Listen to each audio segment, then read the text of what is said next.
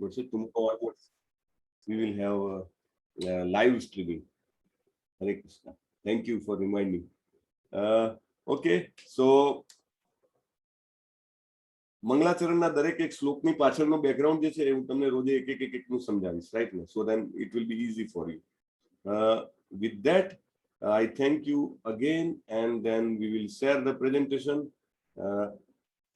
Hare Krishna. Jignesh Prabhu દેખાય છે screen? Yes પ્રભુજી, વિઝિબલ. યસ પ્રભુજી. અને પ્રભુજી આ અમુક ડિવોટીઝ નો એવો ક્વેશ્ચન છે કે થોડું બેઝિક થી સમજાવો, જે બધા કેરેક્ટર્સ છે, અર્જુન છે, ધૃતરાષ્ટ્ર છે, તો Sure, Prabhu. I will cover the basic also. Thank you for that feedback. કારણ કે જરૂરી છે. આપણને બેકગ્રાઉન્ડ ખબર ના હોય તો પછી મજા ન આવે. પેલા ફિલ્મ પિક્ચર જોવા ગયા હોઈએ અને વચ્ચેથી સમજો પહેલા અડધો કલાકનું છૂટી ગયું, મોડા પહોંચ્યા, પછી છેક સુધી અટકલ કરે રાખવાની, ગેસ કરે રાખવાનું કે આ આમ થયું હશે, તેમ થયું હશે, ફલાણો હીરો છે, ફલાણો વિલન છે, લાઈક ધેટ. એવું નહીં કરીએ આપણે બધું જ ફંડામેન્ટલ થી જાશું. ઓકે, તો શ્રી શ્રી રાધા ગોવિંદના મંદિર ઇસ્કોન મંગલુરુ ના આ ભગવદ્ ગીતાને સમજો 18 દિવસમાંના કોર્સમાં હું ધર્મેશ્વર કૃષ્ણ દાસ આપ સર્વને ખૂબ હૃદયપૂર્વક અને ખૂબ આનંદપૂર્વક આવકારું છું. તમને બધાને આ જે કોર્સ છે એમાં અદ્ભુત જેને કહેવાય કે જ્ઞાન પ્રાપ્ત થાય એવી હું શ્રીલા પ્રભુપાદના ચરણોમાં પ્રાર્થના કરું છું. આ જે છે જે ભગવદ્ ગીતાનો કોર્સ એ જે છે એ ભગવદ્ ગીતા યથારૂપ જેને કહેવાય એના ઉપરથી આ શરૂઆત થયો છે. તો ઇસ્કોનના સ્થાપક આચાર્ય જે છે પરમ પૂજ્ય એસી ભક્તિવેદાંત સ્વામી પ્રભુપાદ, એમના ઉપદેશોના આધારે આ જે છે કોર્સની પૂરી રચના કરવામાં આવી છે. સૌથી પહેલા આપણે ભગવદ્ ગીતાનું મહાત્મ્ય જોઈ લઈએ. મહાત્મ્ય તમે જુઓ ને તો પદ્મ પુરાણમાં ભગવદ્ ગીતાના 18 અધ્યાયના અલગ અલગ મહાત્મા આપેલા છે, right? Each and every chapter has a separate importance, પણ આપણે શોર્ટમાં ડ્યુ ટુ, કારણ કે આ 18 અધ્યાય આપણે કવર કરવાના છે 18 દિવસમાં, એટલે શોર્ટમાં લેવું પડે ને, એટલે આપણે 7 શ્લોકોનું આ જે મહાત્મ્ય છે એ વાંચશું. ગીતા શાસ્ત્રમ ઇદમ પુણ્યમ ય પઠેત પ્રયત પુમાન વિષ્ણુપાદમ અવાપ્નોતિ ભય શોકાદિવર્જિત. ભગવદ્ ગીતા દૈવી સાહિત્ય છે. જે તેને ધ્યાનથી વાંચે છે અને નિયમોનું પાલન કરે છે તે ભગવાન વિષ્ણુનો આશ્રય લે છે, તમામ ભય અને ચિંતાઓથી મુક્ત થાય છે. કેવું ગેરંટી છે ભય અને ચિંતામાંથી મુક્તિ? ગીતાધ્યયનશીલસ્ય પ્રાણાયામ પરસ્ય ચ નૈવ સંતિ હિ પાપાની પૂર્વજન્મ કૃતાની ચ. જો વ્યક્તિ નિષ્ઠાપૂર્વક ગંભીરતાથી ભગવદ્ ગીતા વાંચે અને સમજે તો ભગવાનની કૃપાથી ભૂતકાળના તમામ દુષ્કૃત્યોના પરિણામોની એને અસર થશે. બહુ મોટી ગેરંટી છે, રાઈટ? બધું જ વાઇપ ઓફ થઈ જાય. એટલું મોટું કે ઘણા બધા કર્મો આપણા નાશ પામે.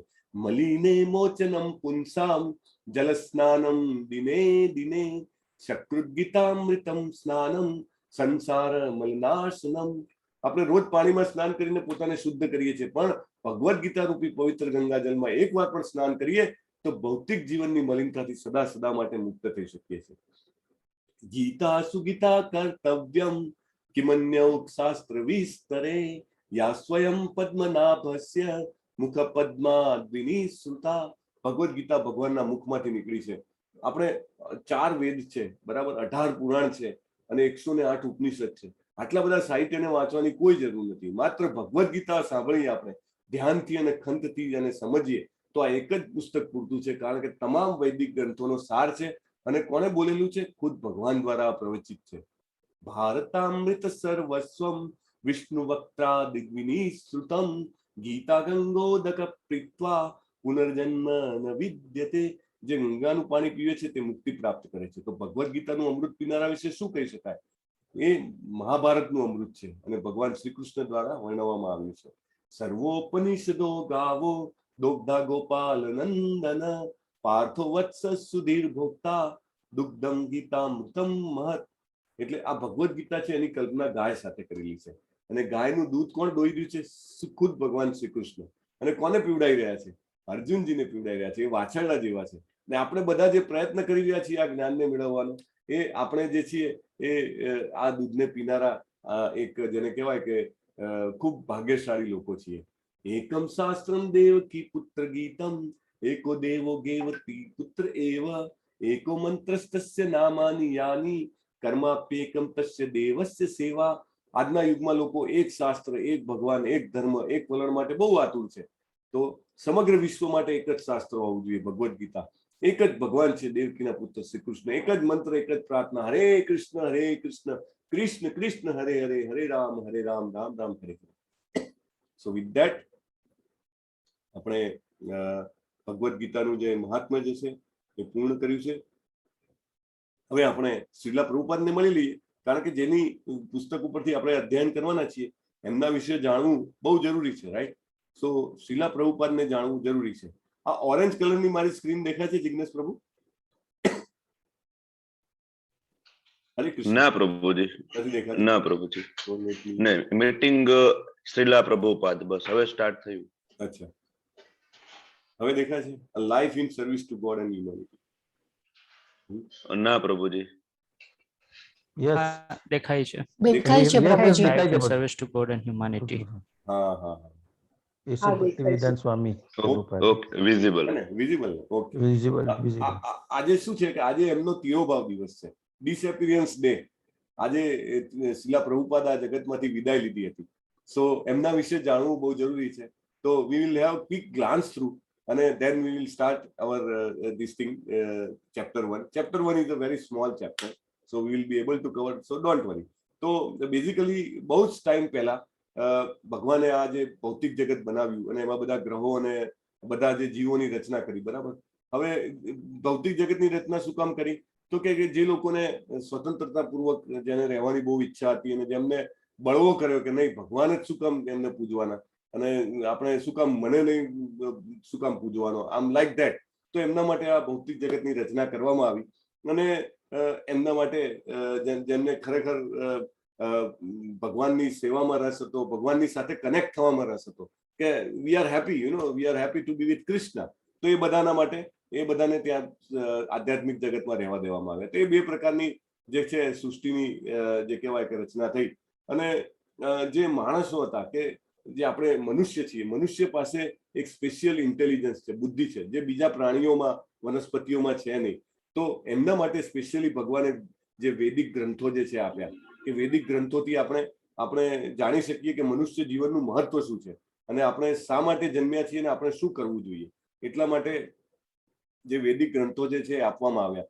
અને શ્રી કૃષ્ણજી કે ભગવાન પોતે જે છે એ જે આ જ્ઞાન જે છે એ એક પછી એક, જેને કહેવાય ને પરંપરા દ્વારા, અમુક નોલેજ હોય એ પરંપરાથી આવે, રાઈટ? એ કાંઈ એવું ના હોય કે અબ્રપ્ટલી કોઈ માણસ ક્યાંયથી નોલેજેબલ થઈ જાય.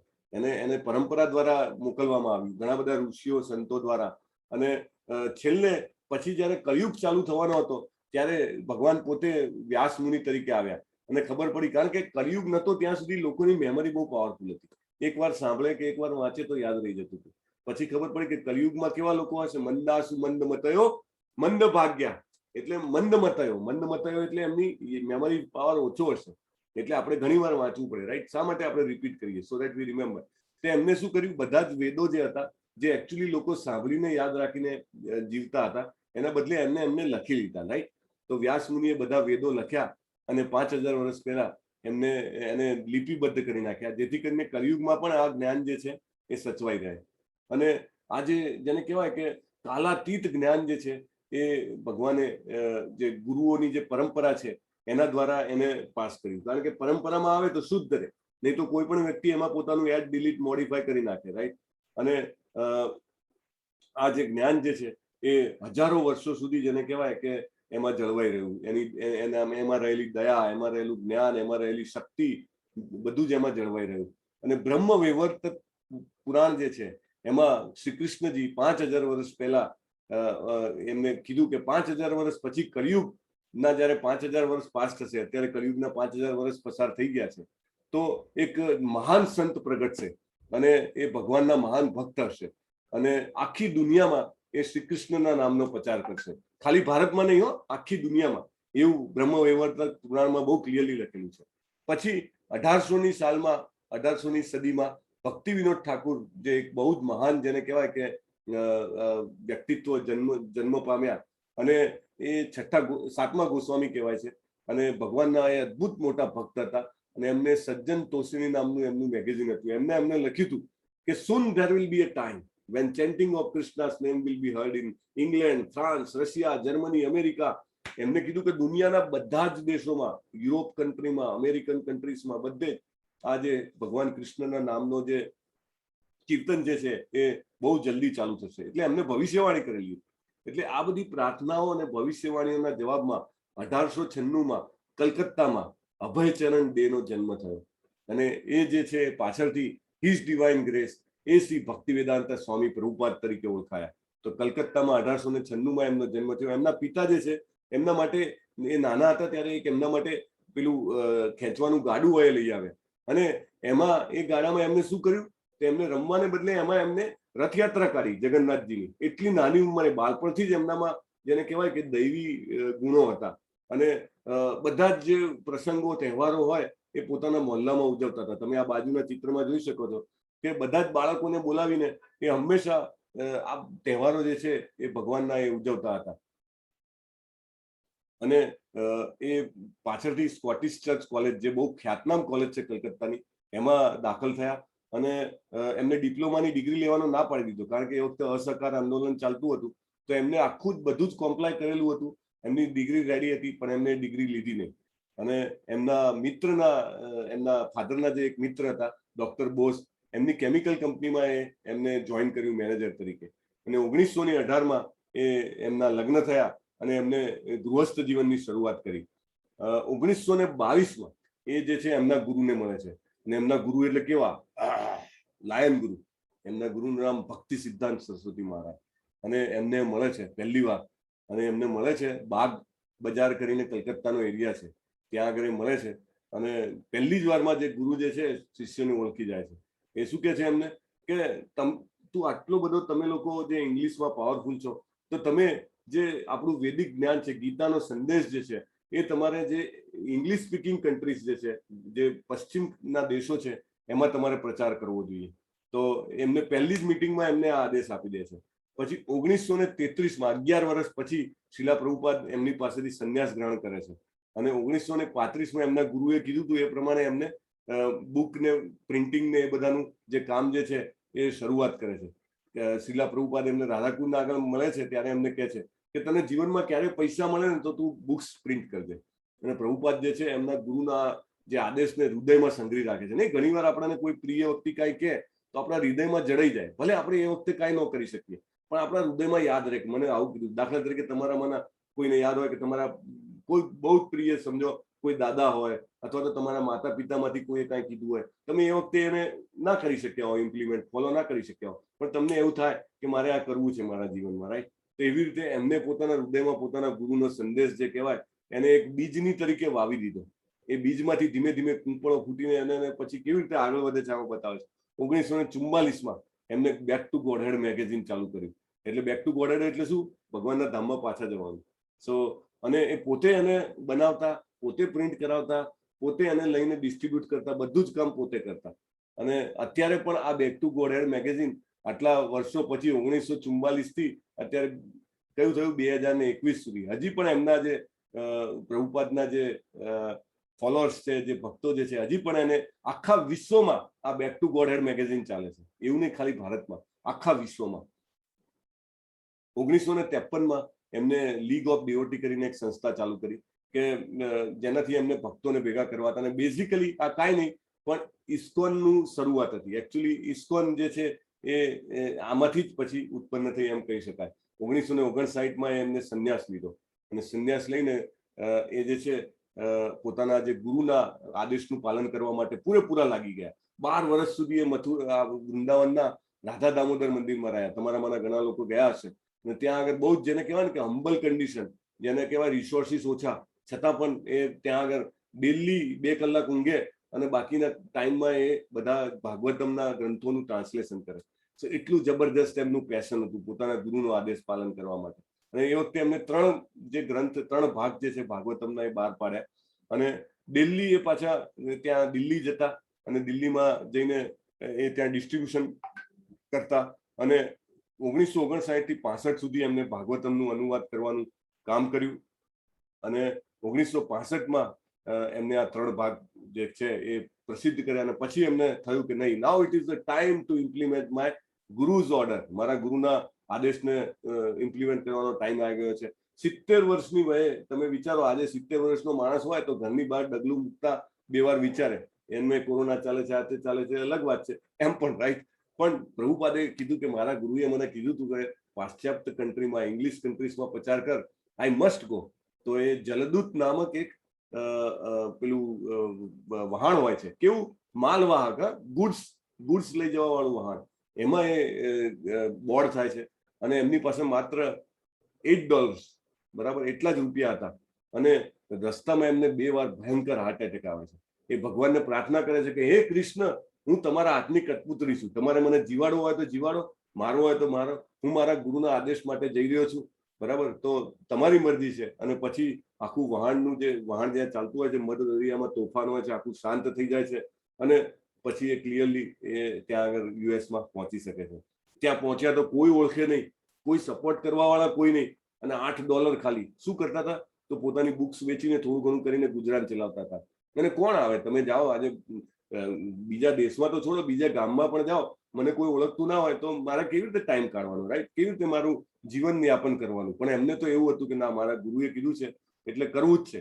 તો એ રોજ જે ત્યાં આગળ જે કહે છે કે પોતાનું કાર્ય કરે, અને ટોમ્કિન્સન પાર્કમાં જઈને પોતે કીર્તન કરતા હતા હરે કૃષ્ણનું. અને પોતાને એવું ગણતા કે હું સૌથી, જેને કહેવાય ને કે નગણ્ય સેવક છું મારા ગુરુનો, એવું વિચારીને એ પોતાનું કાર્ય કરતા હતા. અને એમને નક્કી કર્યું કે જ્યાં સુધી હું જીવીશ ત્યાં સુધી મારા ગુરુના આદેશ માટે હું પ્રયત્ન કરીશ. 1966માં, એટલે 1 વર્ષ પછી, એમને એક મેચલેસ ગિફ્ટ નામનો સ્ટોર હતો, એ 26 સેકન્ડ એવન્યુમાં એમને ત્યાં આગળ પોતાનું જે કહેવાય કે આ શરૂઆત કરી. ભગવદ્ ગીતાનો ક્લાસ રોજ સવારે 6 વાગે ને સાંજે 7 વાગે લેતા હતા. અને 10 મહિના પછી યુએસમાં આવ્યા પછી એમને ધીમે ધીમે જે છે કે બીજા લોકો એમની સાથે જોડાતા ગયા, ભક્તો એમની સાથે આવતા ગયા. અને 1966માં એમને officially international society for Krishna consciousness, જે આજે વર્લ્ડના ઓલમોસ્ટ ઓલ કન્ટ્રીઝમાં અને મોટા મોટા બધા જ સિટીમાં, જેને કહેવાય કે જેમની શાખાઓ જે છે એની એમને સ્થાપના કરી. એમના બધા જોડે ભક્તો હતા, એવું કહેતા હતા કે તમે ગોડ કોન્શિયસનેસ નામ રાખો ને. પ્રભુપાદ કે ના, કે ગોડ હેઝ અ નેમ, ભગવાનને નામ છે, ભગવાનનું સંબંધીઓ છે, ભગવાનનું ધામ છે. ભગવાન એટલે ખાલી ભગવાન કંઈક દૂર ક્યાંક રહેતા હોય એવા નહીં. ભગવાનને નામ, ગુણ, કર્મ, લીલાઓ, બધું જ છે. એટલે એનું નામ કૃષ્ણ છે, તો હું એનું નામ international society for Krishna consciousness રાખીશ. અને એ જ એમને રાખ્યું. અને આટલું બધું કર્યા પછી પણ એ પોતે તો છે ને બેકગ્રાઉન્ડમાં જ રહ્યા. એવું નહીં કે બહાર આવીને જાણે હું જ બધું છું કરતા નહીં. એમને પોતાને તો જાણે આમ અલગ જ રાખ્યા છે, જુદા જ રાખ્યા છે. અને દરરોજ રાતે 2 કલાક 1 કલાક 2 કલાક સુઈ અને બાકીનો સમય જે છે એ ટ્રાન્સલેશનમાં વાપરતા. અને સવારથી વર્શિપ કરે અને બપોર પછી ટોમ્કિન્સન પાર્કમાં જઈને 3 થી 4 કલાક એ હરે કૃષ્ણનું કીર્તન કરતા હતા. અને એના કારણે ઘણા બધા લોકો એમની પાસે ખેંચાઈ આવ્યા. અને બીજું એક ટેમ્પલ સાન ફ્રાન્સિસ્કોમાં બનાવવામાં આવ્યું. અને પછી ધીમે ધીમે કરીને લગભગ બધી જ જગ્યાએ એમના જે સેન્ટર જે છે ખુલ્યા. અને 1967ની 29 જાન્યુઆરીએ એમને સાન ફ્રાન્સિસ્કોમાં લગભગ બધા જ મોટા મોટા ત્યાંના જે પ્રખ્યાત બેન્ડ્સ હતા એમની સાથે લઈને એમને એક માર્ચ કરી. અને એ માર્ચમાં હજારો લોકો જોડાયા, હજારો લોકો, not hundreds, thousands of people. અને એના કારણે પછી તો Los Angeles, Detroit, Boston, Philadelphia, Columbus, Montreal, everywhere તમે જોઈ શકો છો હજારોની સંખ્યામાં, જેને કહેવાય કે આજે અમેરિકન્સ અને યુરોપિયન્સ એમની સાથે જોડાયા. 1967માં પાછા એ વૃંદાવનમાં આવ્યા ઇન્ડિયામાં. અને ઘણા બધા લોકો ભારતીયો પણ એમની સાથે જોડાયા. અને એમના જે એચિવમેન્ટ્સ તમે ગણો તો એમને વિશ્વના દરેક દેશોમાં એમને પોતાના જે ભક્તો જે છે એમને મોકલ્યા. અને હરે કૃષ્ણ મહામંત્રનો અને કૃષ્ણની ભક્તિનો પ્રચાર કર્યો. અને every corner of the earth, એવું નહીં કે કોઈ દેશ એમને છોડ્યો નથી. China, Africa, Pakistan, you name it and there is ISKCON there, right. અને એ એમનું વિઝન હતું. અને 5000 વર્ષ પહેલાનું જે આ જ્ઞાન છે ભગવદ્ ગીતાનું, જે આપણે લેવાના છીએ, એ એમને પ્રચાર કર્યો. અને 1969માં જ્યોર્જ હેરિસન, જે બહુ જ પ્રખ્યાત, જેને કહેવાય કે સિંગર હતા, એમને એક આલ્બમ બહાર પાડ્યું હરે કૃષ્ણ મંત્ર, જે પ્રભુપાદના, જેને કહેવાય કે એમના પ્રેરણાથી. અને એટલું પ્રખ્યાત થઈ ગયું કે એને બધા જ રેકોર્ડ તોડી નાખ્યા. એ એપલનું સૌથી ફાસ્ટેસ્ટ સેલિંગ આલ્બમ હતું. અને બીટલ્સ કરીને જે જ્યોર્જ હેરિસનનું એ હતું, એમાં પણ એ નંબર 1 ટાઇટલ બન્યું. અને શિલા પ્રભુપાદ જે છે એ 1969માં ઇંગ્લેન્ડમાં આવે છે અને જાહેર પ્રવચન આપે છે.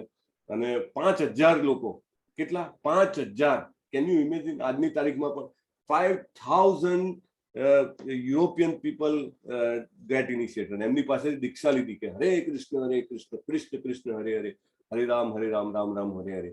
અને ડેલી એમને 2200 થી વધારે એમના લેક્ચર્સ જે છે નેટ પર પણ ઇઝીલી ઉપલબ્ધ છે. અને સેંકડો એમના કન્વર્સેશન, સવારે મોર્નિંગ વોકમાં જાય તો બધું રેકોર્ડ થાય એવા 1300 થી વધારે રેકોર્ડ એમના કરેલા છે. અને એમને ભક્તિ વેદાંતા ઇન્સ્ટિટ્યૂટ સ્થાપી. શેના માટે? સાયન્ટિફિકલી રિસર્ચ કરવાનું. રિલિજન એટલે આંખો બંધ કરીને માની નહીં લેવાનું.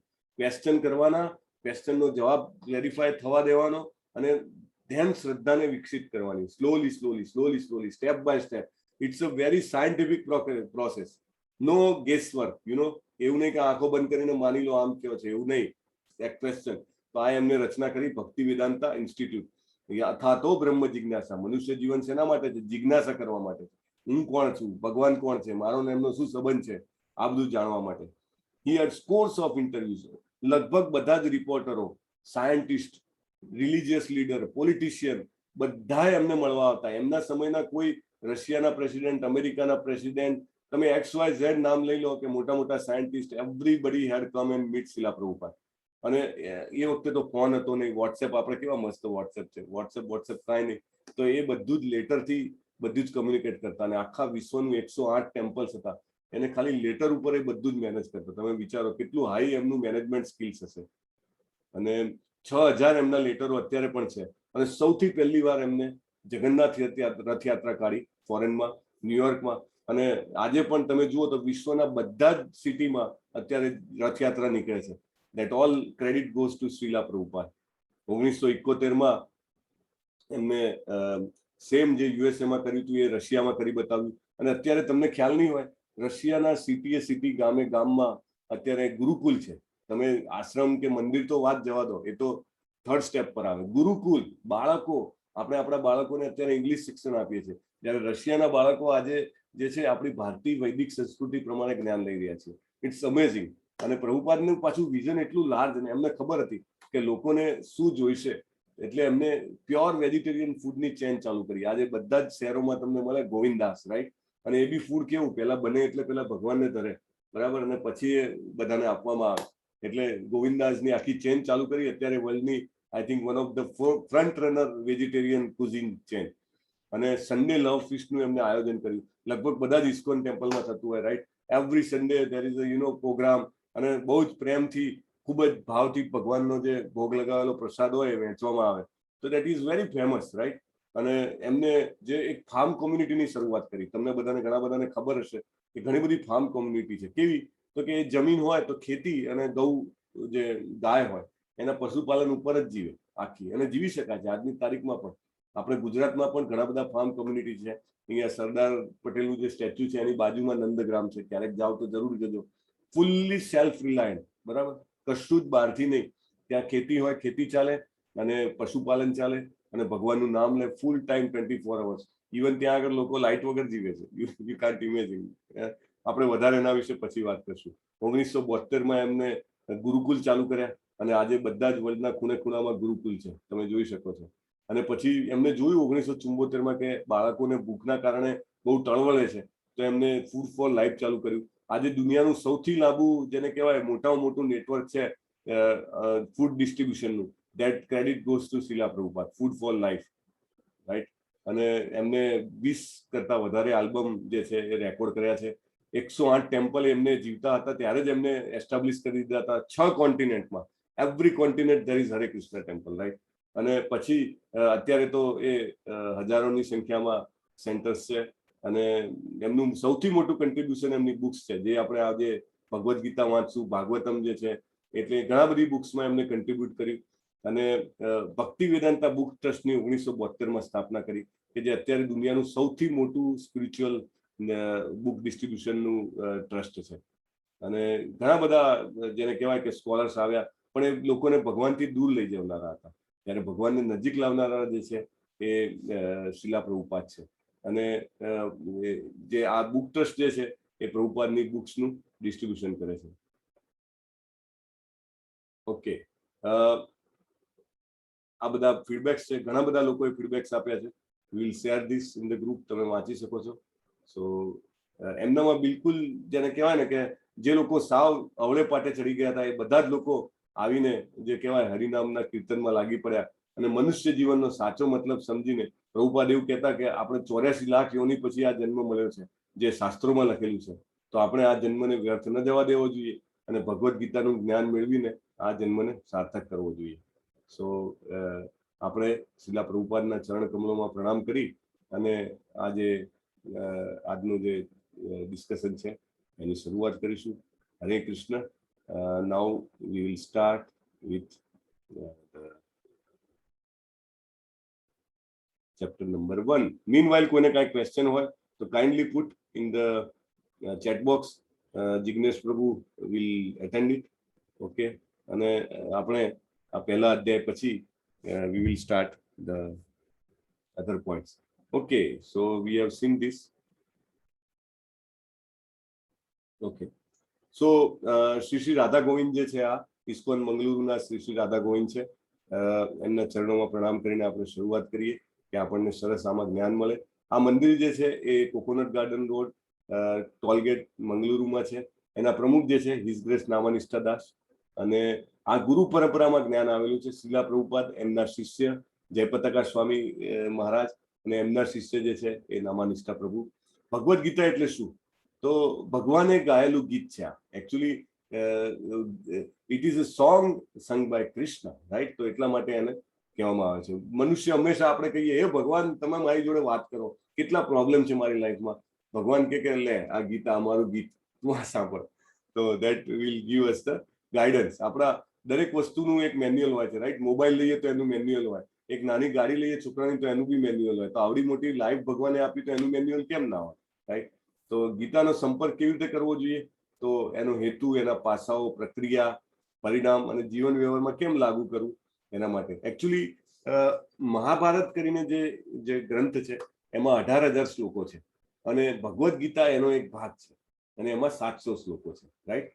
તો એ રીતે મહાકાવ્ય મહાભારતનો ભાગ છે. હવે કૃષ્ણ અને અર્જુન બે વચ્ચેનો સંવાદ છે. કૃષ્ણ કોણ છે અને અર્જુન કોણ છે? તો કૃષ્ણ જે છે એ 5 પાંડવોમાંના એક પાંડવ છે, રાઈટ? અને સોરી, અર્જુન જે છે એ 5 પાંડવોમાંના એક પાંડવ છે અને કૃષ્ણજી જે છે એ એમના જેને કહેવાય ફોઈના છોકરા, પણ એ સાક્ષાત પૂર્ણ પુરુષોત્તમ પરમેશ્વર છે. ગીતામાં જ્યારે પણ કૃષ્ણજીને બોલવાનું આવે ત્યારે શું લખે છે? શ્રી ભગવાન ઉવાચ, રાઈટ?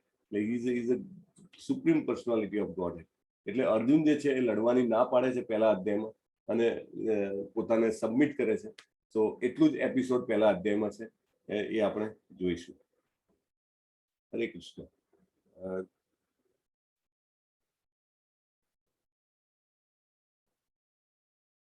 Okay okay, fine. હું છે ને તેજસ પ્રભુને બી આઈ વિલ મેક કો host so that you can carry on. Okay, હરે કૃષ્ણ. સો પાર્થ સારથી કહેવાય છે ભગવાનને. કેમ? તો ભગવાન એના ડ્રાઈવર બન્યા, સારથી બન્યા. ભગવાન કેવા છે? સારથી બનવા માટે તૈયાર છે ભક્તના. અને ભગવદ્ ગીતા યથારૂપ કેમ વાંચવાની? બીજી બધી બહુ ભગવદ્ ગીતા છે, પણ જે આપણે દાખલા તરીકે મોબાઈલ ચાર્જ કરવો હોય ને, કેબલ જો ડિફેક્ટેડ હોય તો ચાર્જ થાય નહીં. એટલે આપણે પરંપરામાં એકદમ કરંટ વ્યવસ્થિત આવતો હોય એવી પરંપરાનું આપણે જાણવું જોઈએ. શિલા પ્રભુપાદે ઇન્દિરા ગાંધીને જે લેટર લખ્યો હતો એમાં લખ્યું હતું કે એમની આ જે ભગવદ્ ગીતા જે છે એમાં એમને કોઈ મીઠું મરચું વપરાયું નથી. જે છે એઝ ઇટ ઇઝ એમને આપેલી છે. એટલા માટે આ એક જેને કહેવાય કે કલ્ચરલ અને એજ્યુકેશનલ મુવમેન્ટ છે. ભગવદ્ ગીતાને આપણે 700 શ્લોકોને વાંચવા હોય, સમજવા હોય તો લાંબો ટાઈમ લાગે, પણ આપણે અત્યારે જે છે કૃષ્ણ અને અર્જુનના મેઇન વિચારો જે છે એની ઉપર ધ્યાન કેન્દ્રિત કરશું તો જેથી કરીને તમે લેવલ 2 ના અભ્યાસ માટે તૈયાર થાવ. અમારો મેઇન મતલબ એ છે. હવે શું કામ આપણે પરંપરાવાળી ગીતા લેવાની? કોઈ ફળ ઉતારવું હોય ઝાડ ઉપરથી તો કોઈ પથ્થર મારીને પણ ઉતારી શકાય, રાઈટ? પણ જો આવી રીતે 2-3 જણા હોય, એક વ્યક્તિ ફળ તોડે, એ બીજાને આપે, બીજો લઈને એને ત્રીજાને ટોપલીમાં આપે, ત્રીજી વ્યક્તિ ટોપલીનું ધ્યાન રાખે, તો આ રીતે વ્યવસ્થિત જેને કહેવાય કે હાયરાર્કીમાં આપણને ઇન્ફોર્મેશન મળે. એવી રીતે આ ભગવદ્ ગીતાનું જ્ઞાન જે છે એ જો આ રીતે ગુરુ પરંપરામાં આવતું હોય ને તો આપણને એને એઝ ઇટ ઇઝ મળી જાય. નહીં તો નીચે પડે કેરી તો એ બગડી જાય અથવા તૂટી જાય, રાઈટ. પેલું જો એક વ્યક્તિ બીજા વ્યક્તિને આપતી હોય તો એઝ ઇટ ઇઝ જળવાઈ જાય. ભગવદ્ ગીતા સૂર્ય જેવી છે, રાઈટ. તો આપણને કોઈ પણ પરિસ્થિતિમાં જે કહેવાય કે એનું જ્ઞાન મળી જાય. આપણે ગમે તેવું ખરાબ પાણી હોય સૂર્યના પ્રકાશમાં મૂકીએ, થોડો ટાઈમ રહે, બધી અશુદ્ધિ જે છે એ તળિયે બેસી જાય અને પાણી ચોખ્ખું થઈ જાય, રાઈટ. તો એવી રીતે આપણે ભગવદ્ ગીતાના પ્રકાશમાં બેસીએ તો આપણામાં બી જે ઇમ્પ્યુરિટીઝ આવી હોય આપણી ચેતનામાં એ એમાં સેટલ થઈ જાય. તો કુરુક્ષેત્રના યુદ્ધના મેદાનમાં સૈન્યનું નિરીક્ષણ જે છે એ આ અધ્યાયનું નામ છે. શ્રી કૃષ્ણજી ગીતામાં 574 શ્લોક બોલે છે, અર્જુન 84 શ્લોક બોલે છે, સંજય 41 અને ધૃતરાષ્ટ્ર 1. તો વી વિલ મૂવ ફોરવર્ડ. આપણને બધામાં વિશ્વાસ છે, સોશિયોલોજી, સાયકોલોજી, હિસ્ટ્રી, એન્થ્રોપોલોજી, પણ ભગવદ્ ગીતામાં વિશ્વાસ હોય તો આપણું જીવન આમાં આગળ વધી શકે. પહેલા શ્લોકમાં જે ધૃતરાષ્ટ્ર જે છે, ધૃતરાષ્ટ્ર કોણ હતા? તો કૌરવોના પિતા હતા. એટલે એકદમ સઠ માણસ હતા, રાઈટ. તો એને પોતાનો સ્વાર્થ બહુ દેખાતો હતો. એટલે સંજય જે છે, સંજય એમનો મંત્રી હોય છે. અને સંજય આપણે અત્યારે ટીવી કેવી રીતે જોઈએ છીએ એવી રીતે સંજયને એના ગુરુ વેદ વ્યાસ દ્વારા દીર્ઘ દ્રષ્ટિ પ્રાપ્ત હતી. એટલે હસ્તિનાપુર ક્યાં? જે દિલ્હીમાં છે, ત્યાં બેઠા બેઠા એ કુરુક્ષેત્ર જે યુદ્ધના મેદાનમાં શું થતું હતું એ બધું એ જોઈ શકતો હતો. અને એ જોઈને પોતાના રાજાને વર્ણન કરે છે. એટલે આખું કોમ્બિનેશન જુઓ, બહુ વ્યવસ્થિત કોમ્બિનેશન છે. અને દિલ્હીમાં બેઠા બેઠા એ ટીવીથી, જેવી રીતે આપણે અત્યારે વર્લ્ડ કપ ચાલતો હોય અને એની મેચ, ક્રિકેટ મેચ કેવી લાઈવ ટીવી પર જોઈએ, એવી રીતે લાઈવ કોમેન્ટ્રી આપતો હતો. તો ધૃતરાષ્ટ્ર એવું પૂછે છે કે કુરુક્ષેત્રના યુદ્ધ ક્ષેત્રમાં લડવા માટે ભેગા થયેલા મારા અને પાંડુના છોકરાઓએ શું કર્યું? એકચ્યુઅલી કુરુક્ષેત્ર લડવા માટે ભેગા થાય તો શું કરે? લડાઈ જ કરે, રાઈટ. એટલે છતાં પણ ધૃતરાષ્ટ્ર એવું પૂછે છે કારણ કે એને ડર હતો. ધર્મક્ષેત્ર જે છે, દાખલા તરીકે દૂધ છે અને ગરમ કરો તો એમાંથી તમને અલગ અલગ વસ્તુઓ મળે, બરાબર. અને તમે ફર્ધર એમાંથી બટર બનાવી શકો. બટરમાં પછી ફર્ધર તમે એને યુઝ કરો તો તમે જાત જાતની મીઠાઈ બનાવી શકો. મીઠાઈ બને તો શું કરવાની હોય? ખાવાની જ હોય ને. એમાં પૂછવાની જરૂર છે? લડવા માટે ભેગા થયા તો લડવાના જ હોય, બરાબર. તો પણ છતાંય ધૃતરાષ્ટ્રને ડાઉટ છે કે આ લોકો જો કુરુક્ષેત્ર જે છે ને એ બહુ જ પવિત્ર ક્ષેત્ર હતું, એટલે ત્યાં જઈને એમનું મન બદલાઈ જાય એવી એને શંકા હતી. એટલા માટે પૂછે છે. એટલે હવે જે સંજય જે છે એ વર્ણન કરે છે કે ધૃતરાષ્ટ્રનો જે પુત્ર છે દુર્યોધન એ પાંડવોની સેના જોઈને ગભરાઈ જાય છે અને પોતાના ગુરુ જે છે દ્રોણાચાર્ય, એ પાંડવો અને કૌરવોના ગુરુ જે દ્રોણાચાર્ય હતા એ કૌરવોની સાઈડ હતા. એટલે એને જઈને કહે છે કે તમે જોયું કે આ જે પાંડવોની જે સેના છે એ કેટલી જબરદસ્ત ગોઠવી છે. કોને ગોઠવી છે ખબર છે? તમારા શિષ્યએ. તમારો શિષ્ય કોણ? દ્રુપદનો પુત્ર ધૃષ્ટદ્યુમ્ન, એને ગોઠવી છે. તમે એને બધું શીખવાડ્યું, હવે આપણી સામે જ લડવા આવે છે, રાઈટ. પશ્ચૈતામ પાંડુ પુત્રાણામ આચાર્ય મહતીમ ચુમુમ યુધામ દ્રુપદ પુત્રેણ તવ શિષ્યણ ધીમતા. અને પછી જે છે એ તરત જ ભીષ્મ પિતામહ જે છે શંખ વગાડે છે અને એના જવાબમાં પછી શ્રી કૃષ્ણ પાંચજન્યમ ઋષિકેશો દેવદત્તમ ધનંજય, દરેક વ્યક્તિ પોતાનો શંખ વગાડે છે. આખી સિસ્ટમેટિક લડાઈ છે, રાઈટ. વૈદિક સમયની લડાઈ કેવી છે કે એમાં બિલકુલ સિસ્ટમેટિક, બધાને ખબર છે કોને શું કરવાનું છે. પહેલા શંખ ધ્વનિ થાય, રાઈટ. શંખ ધ્વનિ બી દરેક વ્યક્તિનો શંખ અલગ અલગ, એનું નામ અલગ અલગ. અને શ્રી કૃષ્ણનો શંખ પાંચજન્ય એ એમને વગાડ્યો, પછી અર્જુને દેવદત્ત નામનો વગાડ્યો. અને એ રીતે બધા જ જે લોકો છે પોતપોતાના શંખ વગાડે છે. અને આ શંખનો અવાજ સાંભળી પહેલા પાંડવોના સાઈડનો શંખ જે હતો એ પછી વાગે છે, પહેલા કૌરવોના સાઈડનો શંખ વાગે છે. એનાથી કાંઈ નથી થતું, પણ પાંડવોના શંખનો અવાજ સાંભળીને શું થાય છે કે જે ધૃતરાષ્ટ્ર અને કૌરવોના જે લોકો છે એ બધા જે છે એ બિહાઈ જાય છે, રાઈટ. અને એમના હૃદયને હચમચાવી નાખે છે. અને અર્જુન જે છે શ્રી કૃષ્ણને કહે છે કે હે કૃષ્ણ, તમે મારો રથ જે છે બે સેનાની વચ્ચે લઈ જાઓ, મારે જોવું છે કોણ કોણ લડવા આવ્યું છે. કારણ કે એકચ્યુઅલી લડાઈ બે ફેમિલીના બે ભાઈઓ વચ્ચે જ હતી, રાઈટ. એટલે અર્જુનને થયું કે હું કોની સાથે મારે લડવાનું છે, જેની સાથે બાળપણથી આપણે ઉછર્યા હોઈએ, બરાબર. દાખલા તરીકે મહેલામાં આપણે રહેતા હોઈએ, શેરીમાં કે સોસાયટીમાં, અને જેની સાથે આપણે બાળપણથી, જેને કહેવાય લંગોટિયા ભાઈબંધ, જેની હારે જીવ્યા હોઈએ અને પછી મોટા થઈને એની સામે જ આપણે કોર્ટમાં કેસ લડવાનો હોય અથવા તો એની સામે જ ક્યારેક બાથાબચ્ચી થઈ જાય એવું થાય તો આપણને જેને એમ લાગે કે આ શું થઈ ગયું.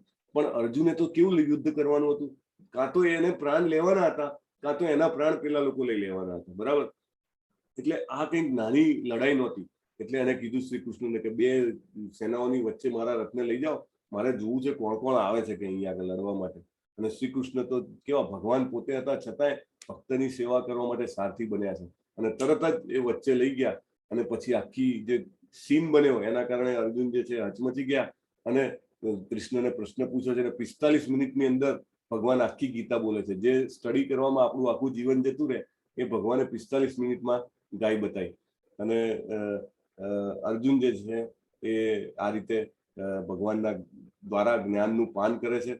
અને ત્યાં આગળ એને જોયું તો એના દાદા, પિતા, મામા, કાકાઓ, પુત્રો, પૌત્રો, દુર્યોધનનો છોકરો ને એનો છોકરો પણ લડાઈમાં હતો. ઇવન અર્જુનનો પુત્ર ને એનો પુત્ર પણ હતો. એટલે ધીસ ઇઝ હાઉ જેને કહી શકાય કે અર્જુનનો પુત્ર હતો. તો એ રીતે બધા જ લોકો લડવા માટે ઉત્સુક હતા, એક જ ફેમિલીના.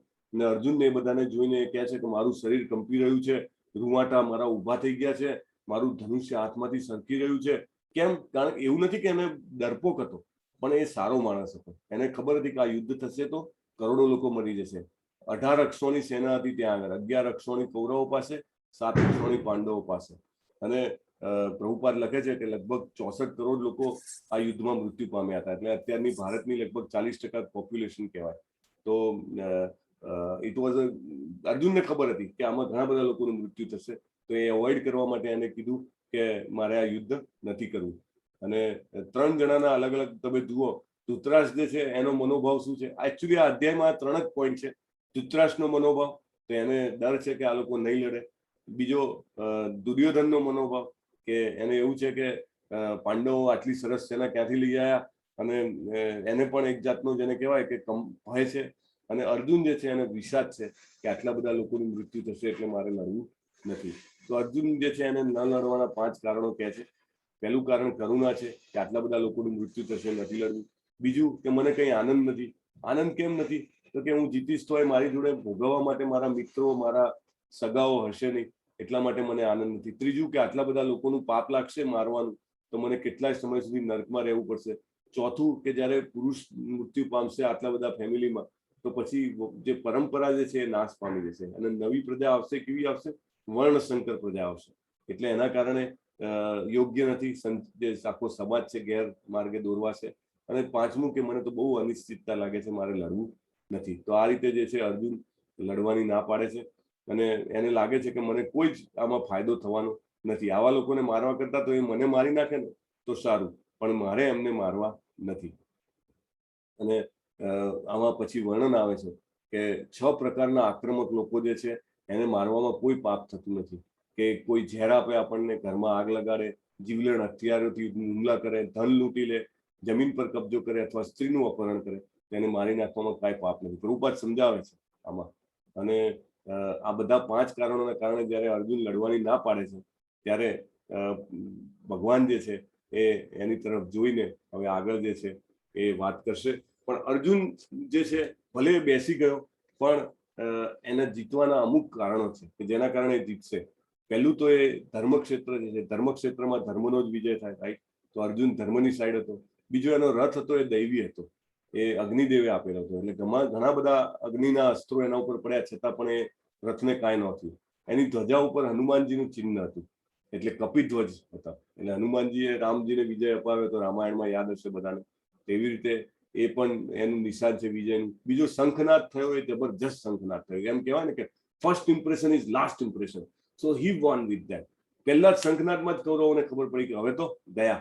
બીજું એની પાસે ગાંડીવ હતું. ગાંડીવથી જીતવું બહુ જ મુશ્કેલ હતું બીજા કૌરવોને. પછી દુર્યોધન કહે છે આ બધા ત્યક્ત જીવિત, આ બધા પોતાનું જીવન છોડવા માટે મારા માટે આવ્યા છે. એટલે ધેટ વોઝ ઇન્ડિકેશન, રાઈટ? એ દિવસે મોક્ષદા એકાદશી હતી.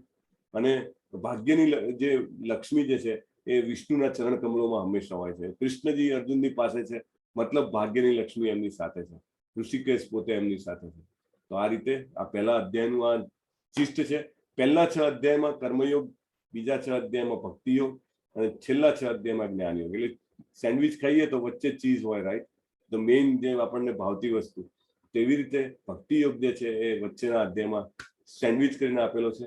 ભગવદ્ ગીતામાં 5 મેઇન આસ્પેક્ટને કવર કરવામાં આવ્યા છે. ભગવાન કોણ છે, જીવ કોણ છે, પ્રકૃતિ શું છે, કર્મ શું છે અને કાળ શું છે. તો with this first chapter we have covered in quick. Now I will open the forum. તમે બધા પોતાના પ્રશ્નો એક એક કરીને પૂછી શકો છો અને હરે કૃષ્ણ પ્રભુજી, ઉજ્જવલ પ્રભુજીનો એક ક્વેશ્ચન છે ચેટ બોક્સમાં. યસ, બોલો ને. હવે તો we can talk also. It is open to all. આજે પહેલો અધ્યાય જે છે એ એમાં એકચ્યુઅલી આમ જોવા જાવ તો સેનાઓનું નિરૂપણ કર્યું છે. So it's not something deep knowledge philosophy inside it, but બાકીના ચેપ્ટરને સમજવા માટેનું બેકગ્રાઉન્ડ સમજવા આ બહુ જરૂરી છે. એટલા માટે આ અધ્યાયને આપણે આ રીતે કવર કરવામાં આવ્યો છે. સો ડુ વી નો, ઉજ્જવલ ઉપેન પ્રભુ લખે છે, do we know why they decide to fight. Okay. તો મહાભારતની સાઈડમાં એકચ્યુઅલી આપણું ફોકસ ગીતામાં રહેશે, પણ કોઈ પણ ઝઘડાનું મૂળ શું હોય? બરાબર, જર જોરું અને જમીન. બરાબર, જનરલી કહેવાય છે. તો રાજ્ય માટેનો ઝઘડો હતો આ રહ્યો, કે પાંડવો જે છે એ રાજ્યના એકચ્યુઅલી તો મુખ્ય હિસ્સેદાર એ જ હતા. યુધિષ્ઠિર જે છે એ સૌથી મોટા હતા પાંડવો અને કૌરવોમાં. એટલે ઇટ વોઝ સપોઝ કે યુધિષ્ઠિર રાજા બને, પણ કૌરવોએ જેને કહેવાય કે એને આપવાની ના પાડી દીધી. દુર્યોધને કીધું કે હું એક શું જમીન પણ નહીં આપું, એટલે ટાંકણી પડી રહે ને એટલી જમીન પણ હું તમને આપીશ નહીં. ત્યારે પાંડવોએ નક્કી કર્યું કે હવે લડાઈ સિવાય કોઈ ચારો નથી. ઇવન લડાઈ પહેલા પણ શ્રી કૃષ્ણને ખુદને મોકલ્યા હતા કે એ મેસેન્જર બનીને ગયા.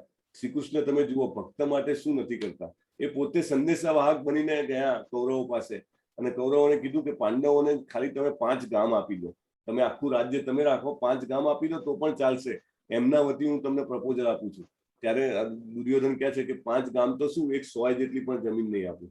એટલે ત્યારે પછી નક્કી થાય છે કે હવે યુદ્ધ અનિવાર્ય છે, કારણ કે ક્ષત્રિય જે હોય, ક્ષત્રિયને જીવવા માટે એને એ શાસન કરતા છે. એટલે he needs some land, some country to rule over, અને then that is the way to leave.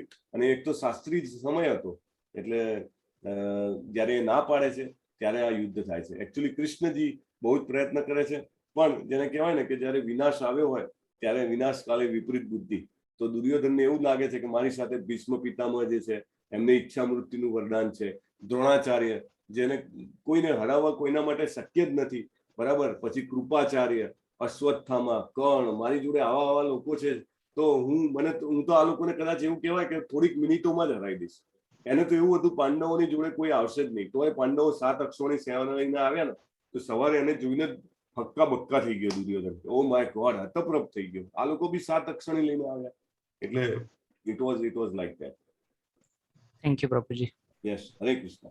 Hare Krishna. Ujjwal Solanki પ્રભુજીનો hand race છે. Yes, ઉજ્જવલ પ્રભુ. હા, હરે કૃષ્ણ પ્રભુ. હરે કૃષ્ણ. એ છેલ્લી સ્લાઇડમાં હતું ને કે 5 વિષય ભગવાન, એટલે